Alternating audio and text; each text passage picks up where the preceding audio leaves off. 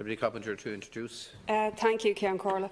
Minister, my question relates to childcare, and I'm sure you've noted the survey that showed that children brought up in a childcare setting with a childminder or in a creche fare no better or worse than children brought up by their parents. And I think that's very important because there's a lot of guilt placed in particular on women with regard to this, and high quality care in a centre can offset actually potential negative effects of social disadvantage and family factors, which I saw as a teacher in West Tala for many years, where children who had been in centre-based settings were more able to readily learn when they came to school.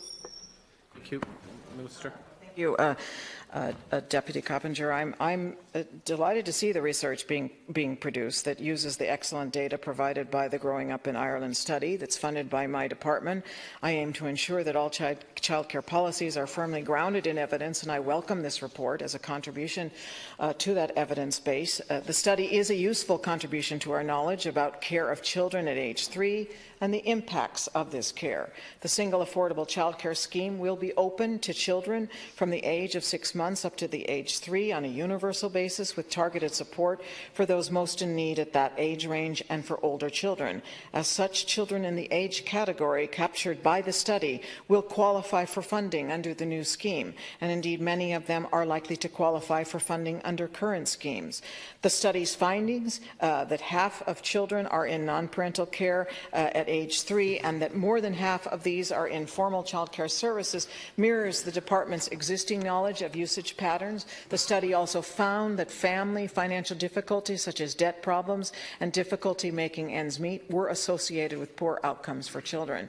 This accords with international evidence, and findings such as this then strengthen my commitment to working with the Department of Social Protection and other partners to reduce child poverty and deprivation. In relation to the impact of care overall, the study suggests that 5-year-olds cared for in centre-based care, or indeed other forms of non-parental care at age 3, are as emotionally and socially healthy as children in parental care. But the study also finds that a range of other factors relating to child and family characteristics of a far greater importance for 5-year-olds' emotional and social well-being. But some evidence that centre-based care provides more beneficial effects for children from disadvantaged backgrounds are noted in the study, but the effects are small. You refer to, in particular, the issue of high-quality care and the potential that this has to offset social disadvantage.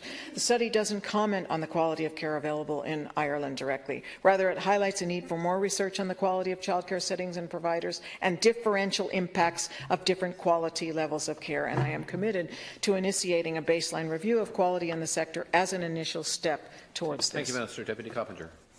Minister, I'm glad you mentioned the Growing Up in Ireland survey and the scheme that you introduced in the budget, because in that survey, what it actually finds is that 42% are brought up by family relatives, 31% by non-relatives, as in childminders, and 27% only in centre-based creches.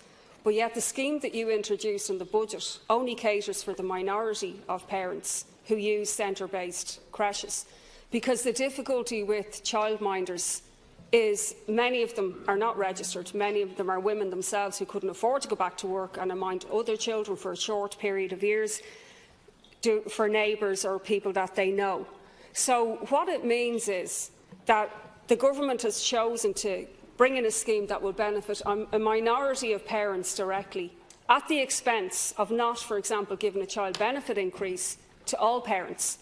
So what I would suggest, Minister, is that first of all child benefit needs to be restored, but also that there must be massive, radical reform brought in relation to it should be tweaked to facilitate more families, but also it should be public and available to all families on an equal basis. Thank you, Minister. Thank you, Deputy Coppinger. First, let me say again, I think it is the scheme, the approach that I've introduced in relation to Budget 2017, I think it is a radical new departure, but it's still in that context. It's just a first step. A key aspect of that first step has to do with ensuring more efficient and targeting and support for lower-income families, and especially families who have children living in conditions of poverty. And I am hoping, and I believe, that it will be very effective in that regard, especially over time. More effective, Deputy, and I suppose this is, yes, it is, a policy choice was taken, than to increase by €5 or whatever, the child benefit in a universal way. We made the decision that, in fact, the targeting, particularly of supports and childcare subsidies that will support lower-income families in a stronger way than medium or higher-income families in its initial phase, will be more effective, therefore, of ensuring that the reduction of children's poverty and supporting those people. Deputy Coppinger. In a suggestion it was one versus the other, that it was a choice of restoring child benefit or giving child-minding services.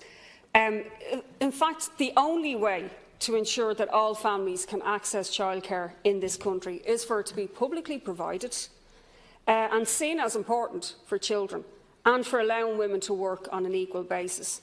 And in the same way that first and second level education is now accepted as being something that the state should provide, I also think the same about preschool childcare, because you said when you were discussing what you brought in the budget that you decided on RTE radio that you decided to give money to public services rather than parents. But the problem is childcare in Ireland is not a public service. It's completely and utterly privatised. And it's outsourced to the private for-profit sector, leading to the highest childcare costs in Europe, and also to badly paid workers who have very poor conditions of service and lack of fulfilment. And we need a massive investment of €2 billion to bring us up to what is provided in other countries like obviously Scandinavia, but that would involve us taxing multinationals and ending our position as a tax haven. Minister, to conclude, please. I don't want Ireland to be a tax haven, Deputy Coppinger, either. I think that there are some, your first major point, I suppose, in terms of is ensure can we moving towards childcare to being publicly provided. There are some aspects of our childcare system that are publicly provided, and I suppose that is the preschool. And in 2017, a significant portion of the budget that I delivered was to ensure that we now have 2 full years of free preschool. In terms of, it may not be in the sense of, strictly speaking, the public provision in the sense of, in the ways in which our school system is developed, but there are funds there for whether it is in the private context or in the not-for-profit or the community context, that there are services available for preschool for two full years. And in that sense, I think there is a public provision for that aspect of the child. Thank you very much.